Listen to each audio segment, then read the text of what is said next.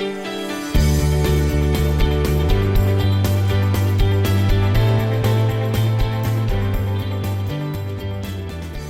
up, and welcome back to this financial literacy series. And as usual, occasionally we have these action items. I should have like a cool thing that happens where it has like Batman and Robin type of pow, pow, pow. Anyway, sidebar. But this one is an actionable item. And as you've seen in some of our other series, there's things that you can do right now that can help you go to a higher level. And this one will quite frankly be kind of boring. Yeah, but you got to do it. Right? Once you solve this problem, once you improve this problem, it becomes really, really exciting. And here's why. What you need to do in this segment and after this segment is you need to visit and revisit the things that you were always told to do, right? Maybe from parents, maybe from grandparents, or maybe from yourself. Maybe you've always told yourself that this is the thing that you need to do, and this is the one thing, and it's always done this way, and it's the only way that it's done, and this is why I do it, and I pay for this. And specifically, you need to do this in the area of your boring things that you pay for.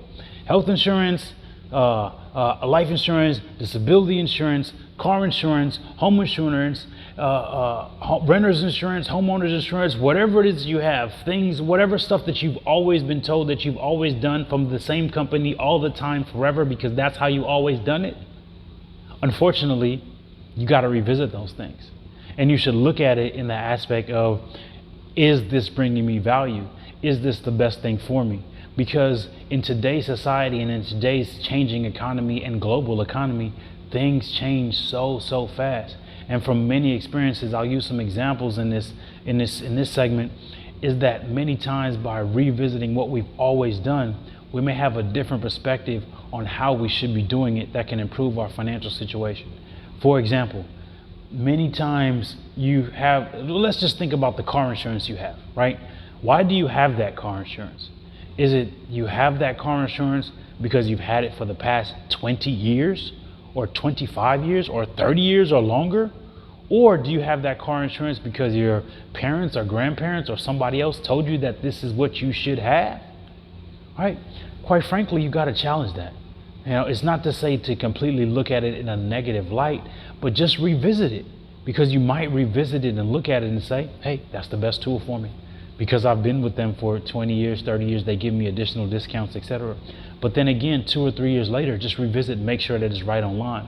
Because in many of those capacities, there's new tools, there's new resources, new companies, a new way of doing it that just didn't exist 5 years ago, that didn't exist 10 years ago, and more importantly, didn't exist 20 or 30 years ago.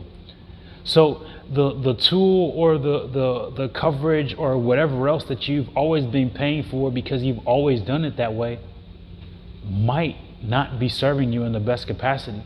And again, this is just an example. There may be ways that you can be saving money by getting the same amount of coverage, same amount of benefit, same amount of features, same amount of benefits, or potentially more benefits for the same cost or lower with new and technology companies that might be available to you.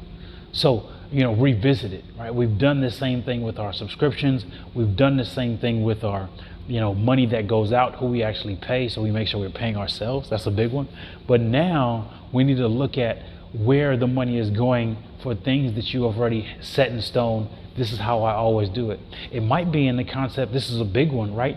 Of you've always been told that it's best to get a good and a low rent. That might sound strange to people, but in this example, just what if you've always known that you only pay rent to someone, right? And you always need to find rent and you pay rent. The rent is due every month on this specific day. You've always paid the rent. Your grandparents always paid rent. Your parents always paid rent. You've always paid rent. Might it be valuable to explore the benefits of owning a home or owning a property? Or here's the bigger one, owning the apartment building that you live in? That might sound big and strange, but just revisit it. There's nothing wrong with renting, right? There's nothing wrong with renting an apartment, renting a place to live. Nothing wrong with that at all if that's ideal for your life. right? If that's the best situation for you, if that's where you are right now, but make sure that your mind is not locked into that. Because my great parents, my grandparents, my parents, and whatever, you've always rented. There's nothing wrong with renting, but just make sure that your mind is not locked in on that. Be open to the new idea. Maybe explore, could there be value in doing it a different way? Many times those values come, and this I'm not a CPA or a tax consultant, know a lot about taxes, but maybe there are some other benefits in tax deductions and expenses and reductions in tax refunds and returns that you can get by owning a home or a property that you simply can't get by renting, right?